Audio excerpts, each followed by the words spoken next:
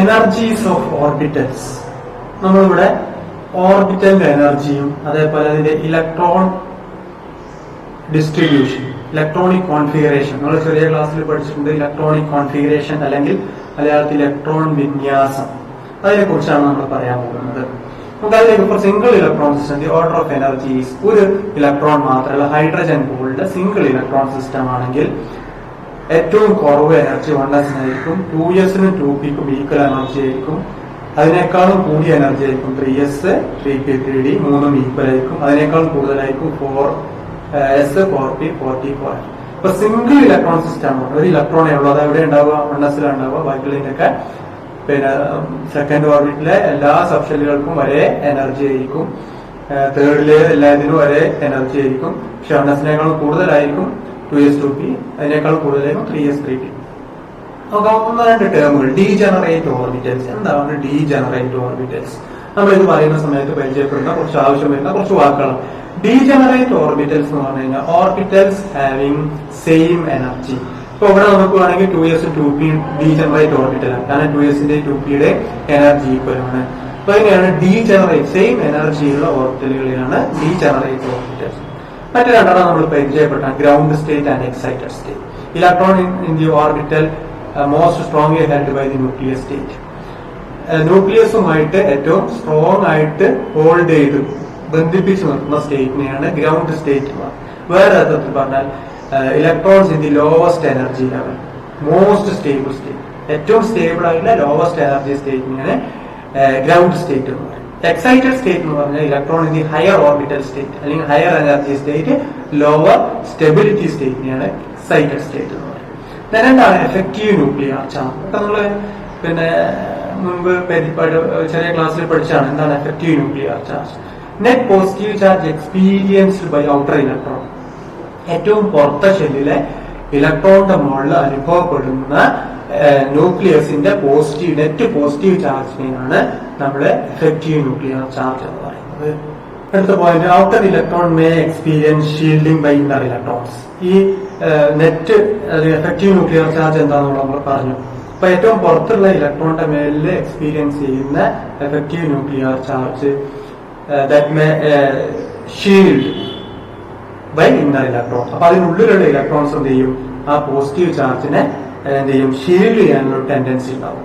അപ്പൊ അതുകൊണ്ട് തന്നെ പുറത്ത് എക്സ്പീരിയൻസ് ചെയ്യുന്ന എഫക്റ്റീവ് ന്യൂക്ലിയർ ചാർജ് ഇന്നർ ഇലക്ട്രോൺസിന്റെ ഷീൽഡിംഗ് എഫക്റ്റിനനുസരിച്ച് വ്യത്യാസപ്പെടാൻ സാധ്യതയുണ്ട്.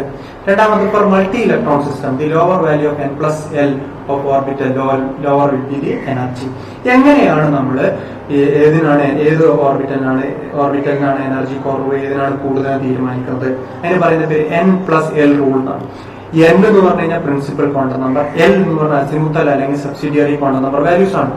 ഉദാഹരണത്തിന് 1s 2s എടുക്കുമ്പോൾ 1sന്റെ n 1, sന്റെ l വാല്യൂ 0, അപ്പോ അവിടെ 1 ആണ് അതിന്റെ n+l value. 2s എടുക്കുമ്പോഴോ n value 2, l value 0, അപ്പൊ ടോട്ടല് 2. അപ്പൊ 1sന്റെ n+l വാല്യൂ 1ഉം 2sന്റെ n+l വാല്യൂ 2ഉം ആണ്. അപ്പൊ അതുകൊണ്ട് തന്നെ 1sന് എനർജി കുറവും 2sന് എനർജി കൂടുതലായി. അതുകൊണ്ടാണ് 3Dയും 4s കൊടുക്കുക. 3Dയും 4sഉം 3D നമ്മൾ സാധാരണ എഴുതുമ്പോൾ ഡീറ്റെയിൽ ആയിട്ട് വരും. പിന്നെ നമ്മള് ഇലക്ട്രോണിക് കോൺഫിഗറേഷൻ എഴുതുമ്പോൾ 3D കഴിഞ്ഞിട്ടാണ് 4s വരിക. 4s കഴിഞ്ഞിട്ടാണ് 3D വരിക. 4s to 3D എന്നാ വരിക. 4s കഴിഞ്ഞിട്ടേ 3D എഴുതുള്ളൂ. എന്തുകൊണ്ടാണ് 4s കഴിഞ്ഞിട്ട് 3D എഴുതാൻ കാരണം? ശരിക്ക് 3D കഴിഞ്ഞിട്ടല്ലേ 4s എഴുതാം. പക്ഷെ എനർജി കുറവ്, 4sന് എനർജി കുറവും 3Dക്ക് എനർജി കൂടുതലാണ്. അതെങ്ങനെ? നമുക്കറിയാം.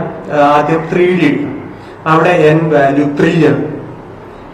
നമുക്കറിയാം എസിന്റെ l വാല്യൂ 0, പിയുടേത് 1, ഡിയുടേത് 2 ആണ്.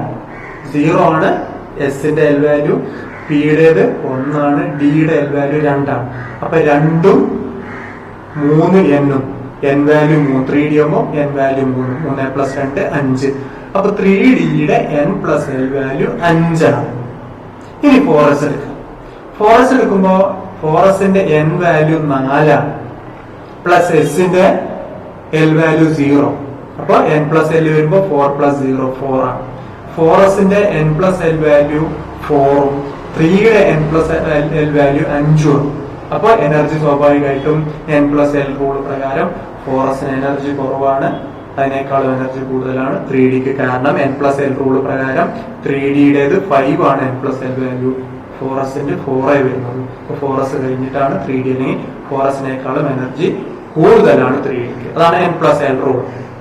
If two orbitals have same value of n+l, orbital with lower n value will have low energy. ഇനി നോക്കുക, n+l വാല്യൂ എടുത്തു. n+l വാല്യൂ എടുക്കുമ്പോൾ ഈക്വൽ ആയിട്ട് വരികയാണ്. n+l വാല്യൂ ഈക്വൽ ആയിട്ട് വരിക. നോക്കുക 3p വരുമ്പോ 3pയും 4s-ഉം, 3p വരുമ്പോ 3n വാല്യൂ, p ആവുമ്പോ അതിന്റെ l വാല്യൂ 1 ആണ്. l വാല്യൂ 1 ആണ്. അപ്പോ n+l വരുമ്പോ 3p വരുമ്പോ 3+pയുടെ 1 മൊത്തം 4 വരും. അതേ n+l വാല്യൂ ആയിരിക്കും നമ്മൾ നേരത്തെ കാൽക്കുലേറ്റ് ചെയ്ത് വെച്ചത് 4s-ന് വെച്ചത്. അപ്പൊ 4s 3p വരുമ്പോൾ ഈക്വൽ ആണ്. അതാണ് ഇവിടെ പറഞ്ഞത് if two orbitals have the same n+l value. n+l value 3pക്കും 4 ആണ്, 4s-നും 4 ആണ്. അങ്ങനെ വരുന്ന സമയത്ത് ഏതിനായിരിക്കും എനർജി കുറവ്? ലോവർ n വാല്യൂ ഉള്ള, അതായത് 3pയും 4s-ഉം കൂടി വരുമ്പോ ലോവർ n വാല്യൂ ഏതാണ്? 3pക്കാണ്. ലോവർ n വാല്യൂ 3pക്ക് ആയതുകൊണ്ട് 3p കഴിഞ്ഞിട്ടാണ് 4s വരിക. ഒരേ n+l വാല്യൂ വന്നു കഴിഞ്ഞാൽ ഏതിനാണോ n വാല്യൂ ചെറുത് അതിനായിരിക്കും എനർജി കുറവ്. The energies of orbitals in the same subshell decreases in the increasing atomic number. Atomic number increase ചെയ്യുന്നതിനനുസരിച്ച് ഒരേ സബ്ഷെല്ലിൽ തന്നെ എനർജി ഡിക്രീസ് ചെയ്യും. ഉദാഹരണത്തിന് ഇവിടെ കൊടുത്തിട്ടുള്ളത് ഹൈഡ്രജന്റെ എസ്, എനർജി ഓഫ് എസ്, അതേപോലെ തന്നെ ലിഥിയത്തിന്റെ എസ് ഓർബിറ്റൽ, അതേപോലെ സോഡിയത്തിന്റെ എസ് ഓർബിറ്റൽ, 1s ഓർബിറ്റലിന് എടുക്കുക. അപ്പൊ 1s ഓർബിറ്റൽ, ഹൈഡ്രജന്റെ 1s ഓർബിറ്റലായിരിക്കും എനർജി കൂടുതൽ, അതിനേക്കാളും കുറവായിരിക്കും ലിഥിയത്തിന്റെ 1s ഓർബിറ്റലിന്, അതിനേക്കാളും കുറവായിരിക്കും സോഡിയത്തിന്റെ ns ഓർബിറ്റൽ. കാരണം എന്താ? ഹീലിയത്തിന്റെ അറ്റോമിക് നമ്പർ, ഹൈഡ്രജന്റെ അറ്റോമിക് നമ്പർ 1 ആണ്, ലിഥിയം ആകുമ്പോൾ 3 ആയി, സോഡിയം ആകുമ്പോൾ 11 ആയി.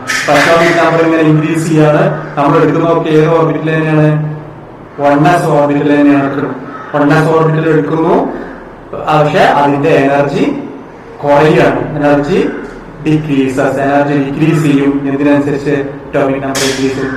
Atomic number hydrogen 1, lithium 3, sodium 11. അപ്പൊ ഇങ്ങോട്ട് പോകുന്നതിനനുസരിച്ച് അറ്റോമിക് നമ്പർ ഇൻക്രീസ് ചെയ്യുന്നു. അറ്റോമിക് നമ്പർ ഇൻക്രീസ് ചെയ്യുന്നതിനനുസരിച്ച് ഒരേ ഷെല്ലിന്റെ 1s ആണെങ്കിൽ 1s-ന്റെ തന്നെ എനർജി കുറയാണ് ചെയ്യുന്നത്.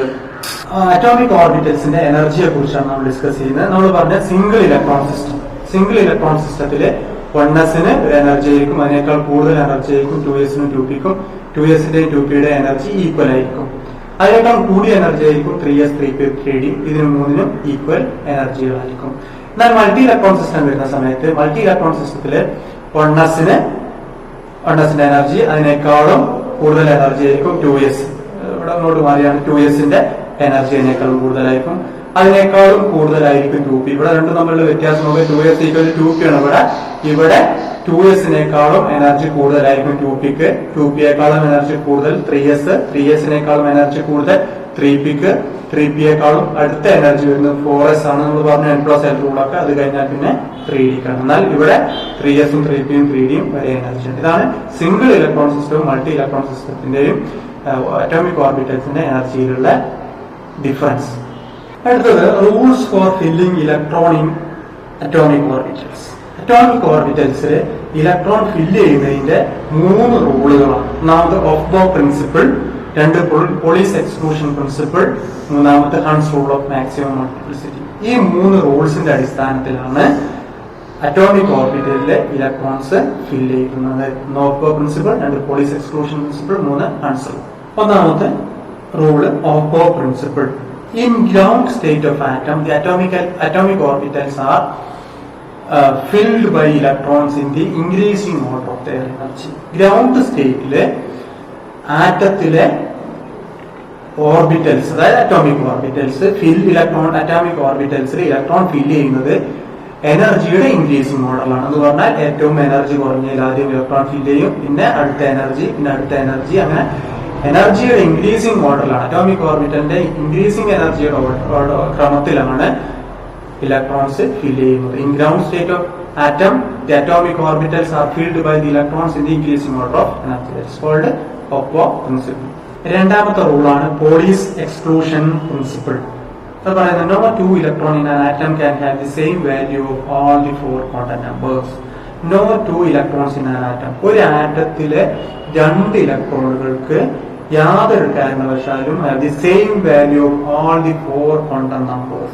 4 quantum number values principle, azimuthal, magnetic, spin quantum number. ഈ 4 ക്വാണ്ടം നമ്പർ വാല്യൂ ഈക്വൽ ആയിട്ടുള്ള 2 ഇലക്ട്രോൺ ഒരിക്കലും ഒരു ആറ്റത്തിൽ ഉണ്ടാവില്ല.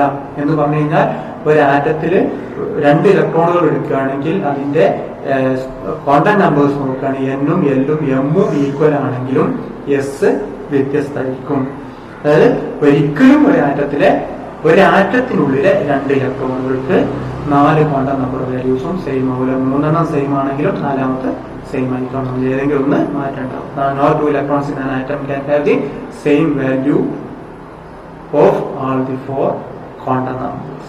മൂന്നാമത്തെ റൂളാണ് Hund's rule of maximum multiplicity.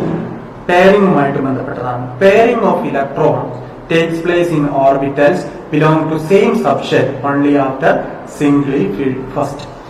Pairing of electron takes place. Electron pairing ഒരു അറ്റോമിക് ഓർബിറ്റൽ 2 ഇലക്ട്രോൺ ആണ് ഉൾക്കൊള്ളാൻ പറ്റുന്ന 2 ഇലക്ട്രോണുകൾ. അപ്പൊ അങ്ങനെ 2 ആവണമെന്നുണ്ടെങ്കിൽ ആ പെയറിംഗ് നടക്കണമെന്നുണ്ടെങ്കിൽ അതായത് സെയിം സബ്ഷെല്ലിൽ പി സബ്ഷെല്ലില് പിന്നെ 3 PX ഉണ്ട്, PY ഉണ്ട്, PZ ഉണ്ട്. പിന്നെ ഡിയിലാണെങ്കിൽ 5 ഉണ്ട്, എഫിലാണെങ്കിൽ 7 ഉണ്ട്. അതാണ് സെയിം സബ്ഷെൽ എന്നുള്ള ഉദ്ദേശിക്കുന്നത്. പി ആണെങ്കിൽ അതിൽ 3 പെയറുകളുണ്ട്, 6 ഇലക്ട്രോൺ ആണ്. അത് ഓൺലി ആഫ്റ്റർ സിംഗിളി ഫിൽഡ് ഫസ്റ്റ്. ആദ്യം എന്ത് ചെയ്യും? സിംഗിൾ ഫില്ലിംഗ് ആണ്. എന്ന് പറഞ്ഞാൽ PX, PY, PZ. പിയിലെ 3 ഓറിയന്റേഷൻസ്. PX-ല് PY, PZ. ആദ്യം PX-ഉം PY-യും PZ-ഉം സിംഗിൾ ആയി ഫില്ല് ചെയ്തതിനു ശേഷം മാത്രമേ പെയറിംഗ് നടക്കുള്ളൂ. ഉദാഹരണത്തിന് 2 ഇലക്ട്രോൺ P2 ആണെങ്കിൽ PX-ൽ 1 ഇലക്ട്രോണും PY-ൽ 1 ഇലക്ട്രോണും വെക്കും. അല്ലാതെ PX-ൽ 2 ഇലക്ട്രോൺ ആവില്ല. P3 ആണെങ്കിൽ എന്ത് സംഭവിക്കുക? PX-ൽ 1, PY-ൽ 1, PZ-ൽ 1. ഇനി 4 ആവുമ്പോ മാത്രമേ, P4 ആവുമ്പോ മാത്രമേ, P സബ്ഷെല്ല് 4 ഇലക്ട്രോൺ വരുമ്പോ മാത്രമേ PX-ഉം Y-ഉം Z-ഉം ഓരോന്ന് ഫില്ല് ചെയ്തതിനു ശേഷം PX-ൽ പെയറിംഗ് നടക്കുള്ളൂ. അതാണ് പെയറിംഗുമായിട്ട് ബന്ധപ്പെട്ടാണ് Hund's rule of maximum multiplicity. നമ്മൾ ഈ 3 റൂൾസിന്റെ അടിസ്ഥാനത്തിലാണ് ഇലക്ട്രോണിക് കോൺഫിഗറേഷൻ അല്ലെങ്കിൽ ഇലക്ട്രോൺ വിന്യാസം എഴുതുന്നത്. അതിന് കുറച്ച് പോയിന്റുകളാണ് അതുമായി ബന്ധപ്പെട്ട്. Every element is different. The number of proton determines the identity of the elements. ഓരോ എലമെന്റും ഡിഫറെന്റ് ആണ്. അതില് ദി നമ്പർ ഓഫ് പ്രോട്ടോൺസ്, ഒരു ആറ്റത്തിലെ നമ്പർ ഓഫ് പ്രോട്ടോൺസ് ആണ് ഒരു എലമെന്റിന്റെ ഐഡന്റിറ്റി തീരുമാനിക്കുന്നത്. The number of electrons determines the charge. Number of electrons ആണ് അതിന്റെ charge decide ചെയ്യുന്നത്. Number of neutrons determine the isotope. Isotope character decide ചെയ്യുന്ന number of neutrons ആണ്. All chemistry is done at the electronic level. That is why electrons are very important. എല്ലാ കെമിസ്ട്രിയും നടക്കുന്ന എന്തിന്റെ അടിസ്ഥാനത്തിലാണ്? Electronic ലെവലിലാണ്. ഇലക്ട്രോൺ അത്രയും importance ഉണ്ട്. Electronic configuration is the arrangement of electron in an atom. These electrons fill the atomic orbitals. Electronic configuration is the arrangement of electrons in an atom. ഒരു ആറ്റത്തിലെ ഇലക്ട്രോണിന്റെ അറേഞ്ച്മെന്റിനെയാണ് നമ്മൾ എന്ത് പറയാ? ഇലക്ട്രോണിക് കോൺഫിഗറേഷൻ എന്ന് പറയാ. Atomic orbitals are arranged by energy level N, L, M, S in order. ഈ N, L, M, S വാല്യൂവിന്റെ ഓർഡറിലാണ് അല്ലെങ്കിൽ അതൊക്കെ അടിസ്ഥാനമാക്കിയാണ് ഓർബിറ്റലിൽ ഇലക്ട്രോൺസ് ഫിൽ ആവുന്നത്. അതിനെയാണ് ഇലക്ട്രോണിക് കോൺഫിഗറേഷൻ എന്ന് പറയുന്നത്. Electronic configuration of lithium. The arrows indicate the value of magnetic spin. നോക്കുക, ഇവിടെ 1s-ൽ 2 ഇലക്ട്രോൺ ഉണ്ട്. നമുക്കറിയാം അറ്റോമിക് നമ്പർ 3 ആണ് ലിഥിയത്തിന്റെ. ഇപ്പൊ ഇലക്ട്രോണിക് കോൺഫിഗറേഷൻ വരിക 1s2 2s1 1s2 2s1. അപ്പോ S-ൽ 2 ഇലക്ട്രോൺ. ഈ S-ൽ 2 ഇലക്ട്രോൺ N വാല്യൂ 1 ആണ്. L വാല്യൂ, അതായത് azimuthal quantum number value S orbital ആയതുകൊണ്ട് 0 ആണ്. ഇനി നോക്കുക, അതിന്റെ മാഗ്നറ്റിക് ക്വാണ്ടം നമ്പറും M വാല്യൂ 0 ആണ്. ഈ രണ്ട് ഇലക്ട്രോണിന്റെയും ഈ കാണിച്ചിട്ടുള്ള രണ്ട് ഇലക്ട്രോണിന്റെയും എൻ വാല്യൂ സെയിം ആണ്, എൽ വാല്യൂ സെയിം ആണ്, എം വാല്യൂ സെയിം ആണ്. പക്ഷെ ഒന്നാമത്തെ ഇലക്ട്രോണിന്റെ spin quantum number plus half ആണ്, രണ്ടാമത്തെ ഇലക്ട്രോണിന്റെ spin quantum number minus half ആണ്. അപ്പൊ ഒന്ന് പ്ലസ് ഹാഫും ഒന്ന് മൈനസ് ഹാഫും ആണ്. അടുത്ത ഇലക്ട്രോൺ ഫില്ലാവുക 2s ഒരു ഇലക്ട്രോൺ ഫില്ലാവുക, അതിന്റെ എൻ വാല്യൂ 2 ആണ്, എസ് വാല്യൂ അല്ലെങ്കിൽ azimuthal quantum number value L value 0 ആണ്, എം വാല്യൂ 0 ആണ്, അതിന്റെ spin quantum number value plus half ആണ്. അപ്പൊ എങ്ങനെയാണ് ഇലക്ട്രോണിക് കോൺഫിഗറേഷൻ എഴുതുന്നത്? അതിന്റെ എനർജി ലെവൽ ഡയഗ്രാം ആണ്. ഇലക്ട്രോണിക് കോൺഫിഗറേഷന്റെ എനർജി ലെവൽ ഡയഗ്രാം ആണ്. അതിന്റെ റെപ്രസെന്റേഷൻ ആണ് 1s2 2s1. നമ്മൾ ചെറിയ ക്ലാസ്സിൽ പഠിച്ചതാണ്. അടുത്ത് ഇലക്ട്രോണിക് കോൺഫിഗറേഷന്റെ ബോക്സ് ഡയഗ്രാം, അതേപോലെ ഇലക്ട്രോണിക് കോൺഫിഗറേഷൻ ആണ്. അപ്പൊ നമ്മൾ ഇവിടെ കൊടുക്കുന്ന electronic configuration hydrogen 1s1, helium 1s2, lithium 1s2 2s1, beryllium 1s2 2s2, boron 1s2 2s2 2p1. നമുക്കതിന്റെ box diagram, electronic configuration box diagram കൊടുത്തിട്ട് 1s ഒരു ഇലക്ട്രോൺ, 1s2 ഹീലിയം വരുമ്പോൾ 1s2 വരും, ഒന്ന് അപ്പർ ആയാലും ഒന്ന് ഡൗൺ ആയാലും, അപ്പായാലും ഡൗൺ ആയാലും, അന്ന് കൊടുത്തിട്ട് ഹാഫ് ആയാലും, അത് കൊടുക്കുന്നത് plus half orientation minus half orientation കാണിക്കാൻ. ലിഥിയം 3 അറ്റോമിക് നമ്പർ 1s2, ഇത് 2s1 റെപ്രസെന്റ് ചെയ്യുന്നു.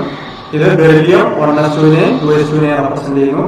Boron 1s2 2s2 2p1 represent ചെയ്യുന്നു. അപ്പോ ഇത് ബോക്സ് ഡയഗ്രാം ആണ്. മറ്റൊന്ന് ഇലക്ട്രോണിക് കോൺഫിഗറേഷൻ. ബോക്സ് ഡയഗ്രാം ചില കാര്യങ്ങൾക്ക് നമുക്ക് ആവശ്യം വരും. നോർമലായിട്ട് നമ്മൾ ഉപയോഗിക്കുന്നത് ഇത്തരത്തിലുള്ള ഇലക്ട്രോണിക് കോൺഫിഗറേഷൻ. അടുത്ത ഇലക്ട്രോണിക് കോൺഫിഗറേഷന്റെ ഷോർട്ട് ഫോം ഒന്ന് പരിചയപ്പെടുത്താന്നുള്ളൂ. ഇവിടെ നമ്മൾ electronic configuration can also be written in shorthand. അതാണ് ലാസ്റ്റ് കംപ്ലീറ്റഡ് ഓർബിറ്റ് ഷെൽ. നമുക്ക് ഇവിടെ ഇലക്ട്രോണിക് കോൺഫിഗറേഷൻ സോഡിയത്തിന്റെ അറ്റോമിക് നമ്പർ ഇലക്ട്രോണിക് കോൺഫിഗറേഷൻ, സോഡിയത്തിന്റെ ഇലക്ട്രോണിക് കോൺഫിഗറേഷൻ എഴുതുന്ന സമയത്ത് നമ്മൾ എഴുതുക Ne3s1 എന്നുള്ള രൂപത്തിലും എഴുതാറുണ്ട്. അങ്ങനെ എഴുതണം എന്നല്ല, അങ്ങനെയും എഴുതാറുണ്ട്. നിയോൺ Ne3s1 ആണ്.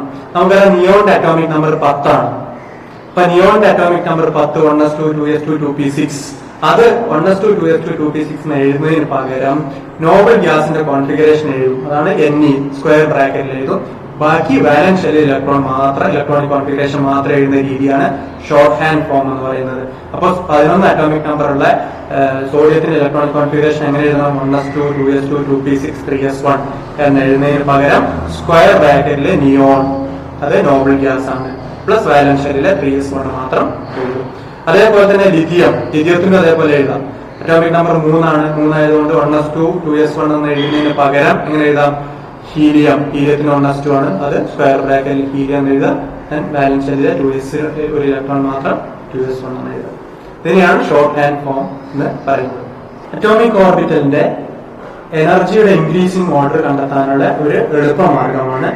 നമുക്കറിയാം ഒന്നാമത്തെ ഓർബിറ്റിൽ എസ് സബ്ഷെല്ലിൽ മാത്രം, രണ്ടാമത്തെ ഓർബിറ്റിൽ എസും പിയും, മൂന്നാമത്തേൽ sp_d, 4 sp_df, 5 sp_dfg, 6 sp_dfgh, i അങ്ങനെ പോകും.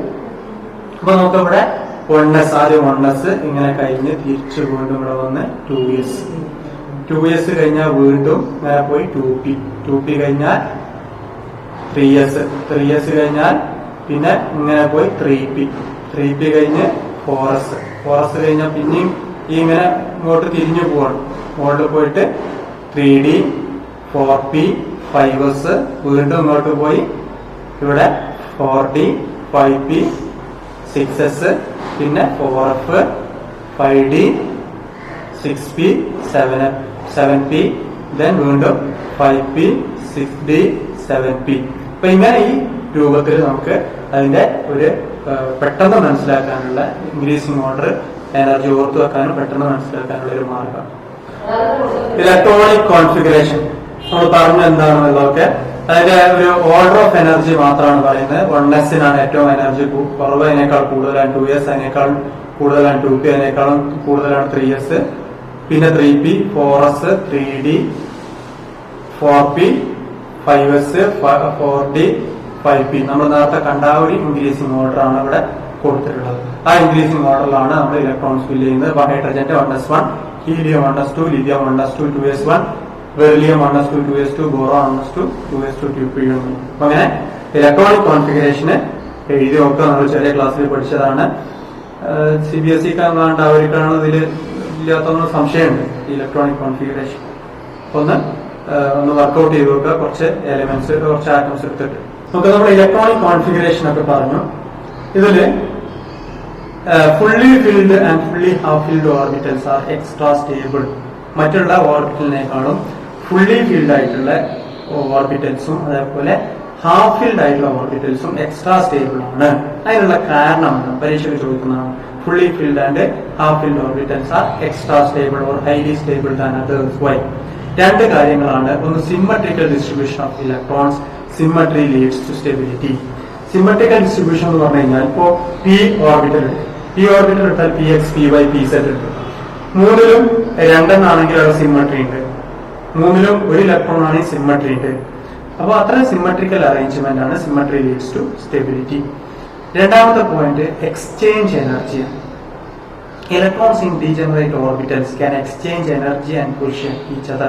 Therefore, electrons have maximum exchange energy and thereby more stability. നമുക്ക് എക്സ്ചേഞ്ച് എനർജി എന്ന് പറഞ്ഞു കഴിഞ്ഞാൽ ഡീജനറേറ്റ് ഓർബിറ്റൽ എന്താ നമ്മൾ പറഞ്ഞു. ഇപ്പൊ PX, PY, PZ അത് ഡീജനറേറ്റ് ഓർബിറ്റലാണ്. മൂന്നിനും ഒരേ എനർജിയാണ്. അപ്പൊ അങ്ങനെ ഡീജനറേറ്റ് ഓർബിറ്റലിലെ ഇലക്ട്രോൺസ് പരസ്പരം അതിന്റെ പൊസിഷനും അതിന്റെ എനർജിയൊക്കെ പരസ്പരം എക്സ്ചേഞ്ച് ചെയ്യും. പൊസിഷനും എനർജിയൊക്കെ പരസ്പരം എക്സ്ചേഞ്ച് ചെയ്യും. അതായത് PX-ലെ ഇലക്ട്രോണും PY ഇലക്ട്രോണും PZ-ലെ ഇലക്ട്രോണും പരസ്പരം അതിന്റെ എനർജിയും പൊസിഷനൊക്കെ എക്സ്ചേഞ്ച് ചെയ്യും. അപ്പൊ അങ്ങനെ എക്സ്ചേഞ്ച് ചെയ്യുന്ന സമയത്ത് റിലീസ് ചെയ്യുന്ന എനർജിയാണ് എക്സ്ചേഞ്ച് എനർജി എന്ന് പറയുന്നത്. അപ്പൊ എക്സ്ചേഞ്ച് എനർജി കൂടുന്നതിനനുസരിച്ച് ഇപ്പോ ഡിജനറേറ്റ് ഓർബിറ്റലിൽ ഇങ്ങനെ എക്സ്ചേഞ്ച് നടക്കും, അല്ലെങ്കിൽ പൊസിഷനും എനർജിയൊക്കെ പരസ്പരം മാറും. അങ്ങനെ ആ സമയത്ത് റിലീസ് ചെയ്യുന്ന എനർജിയാണ് എക്സ്ചേഞ്ച് എനർജി എന്ന് പറയാം. ഈ എക്സ്ചേഞ്ച് എനർജി കൂടുന്നതിനനുസരിച്ച് അതിന്റെ സ്റ്റെബിലിറ്റിയും കൂടും. എക്സ്ചേഞ്ച് എനർജി ഫുള്ളി ഫിൽഡും ഹാഫ് ഫിൽഡ് ഓർബിറ്റൽസിനും എക്സ്ചേഞ്ച് നടക്കാൻ സാധ്യത വളരെ കൂടുതലാണ്. കാരണം എല്ലാത്തിനും ഒരേപോലെ ഇലക്ട്രോൺസ് ആകുമ്പോൾ പരസ്പരം പൊസിഷനും എനർജിയൊക്കെ എക്സ്ചേഞ്ച് ചെയ്യാൻ എളുപ്പമാണ്. അതുകൊണ്ട് തന്നെ എക്സ്ചേഞ്ച് എനർജി കൂടുതലായിരിക്കും. എക്സ്ചേഞ്ച് എനർജി കൂടുതലാകുമ്പോൾ സ്റ്റെബിലിറ്റി കൂടുതലായിരിക്കും. എക്സ്ചേഞ്ച് എനർജി കൂടുന്നതിനനുസരിച്ച് സ്റ്റെബിലിറ്റി കൂടും. ഈ രണ്ട് കാരണങ്ങൾ കൊണ്ടാണ് ഒന്ന് സിമ്മട്രിക്കൽ ഡിസ്ട്രിബ്യൂഷൻ ഓഫ് ഇലക്ട്രോണും രണ്ടാമത് ഹൈ എക്സ്ചേഞ്ച് എനർജി ഉള്ളത് കൊണ്ടാണ് ഫുള്ളി ഫീൽഡും ഹാഫ് ഫീൽഡ് ഓർബിറ്റൽസ് ഒക്കെ എക്സ്ട്രാ സ്റ്റേബിൾ ആവാനുള്ള കാരണം. അടുത്തത് നമ്മുടെ ഇലക്ട്രോണിക് കോൺഫിഗറേഷൻ ഒക്കെ പറഞ്ഞു. ഇതിന് നമ്മള് രണ്ട് എക്സെപ്ഷണൽ കേസുകളാണ് പറയുന്നത്. ഇപ്പൊ പറഞ്ഞതിന്റെ അടിസ്ഥാനത്തിൽ ഫുള്ളി ഫീൽഡും ഹാഫ് ഫീൽഡ് ഓർബിറ്റൽസ് ഒക്കെ എക്സ്ട്രാ സ്റ്റേബിൾ ആണെന്നുള്ള അതിന്റെ അടിസ്ഥാനത്തിൽ രണ്ട് എലമെന്റ്സിന്റെ ഇവിടെ കാണിച്ചിട്ടുള്ള രണ്ട് എലമെന്റ്സ്, ഒന്ന് ക്രോമിയം അറ്റോമിക് നമ്പർ 24, അതേപോലെ മറ്റൊന്ന് അറ്റോമിക് നമ്പർ 29 ആയിട്ടുള്ള കോപ്പർ.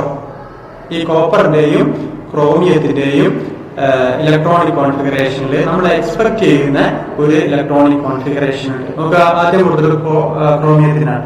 ക്രോമിയത്തിന്റെ എക്സ്പെക്ട് ചെയ്യുന്ന ഇലക്ട്രോണിക് കോൺഫിഗറേഷൻ 24 വെച്ച് 1s2 2s2 2p6 3s2 3p6 3d4 4s2. കാരണം 3d4 4s2 എന്ന് പറയാൻ കാരണം 4s കഴിഞ്ഞിട്ടാണ് 3d ഫില്ല് ചെയ്യുക. 4s2 ഫില്ല് ചെയ്തിട്ട് 3d4.